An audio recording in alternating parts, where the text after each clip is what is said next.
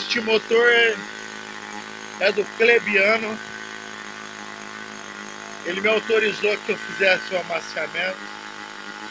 O motor não está do meu gosto, porque ele está quadradão, porque eu estou começando a amaciar. Mas logo ele vai estar filezinho. Começando a fazer o amaciamento dele.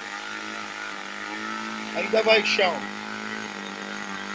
Vou terminar só de noitão.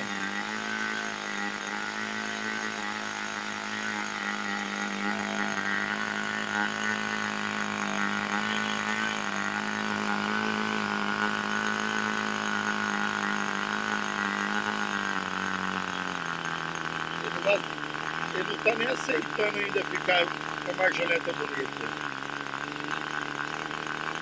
Ele está muito gordo, muito encharcado.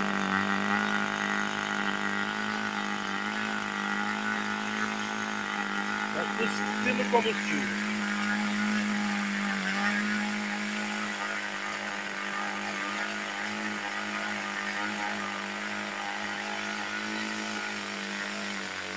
Este é o amaciamento, o início do amaciamento do motor ASP25. Ok, galera?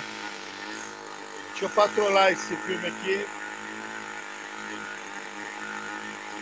só para vocês sentirem o que é amaciar.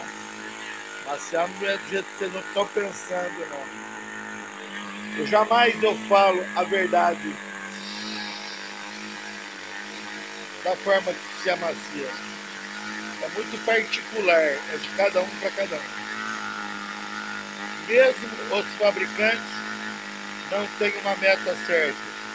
Eles encaminham para o mecânico, para a pessoa de confiança, a fazer o serviço. Ok? Clebiano, tá aí.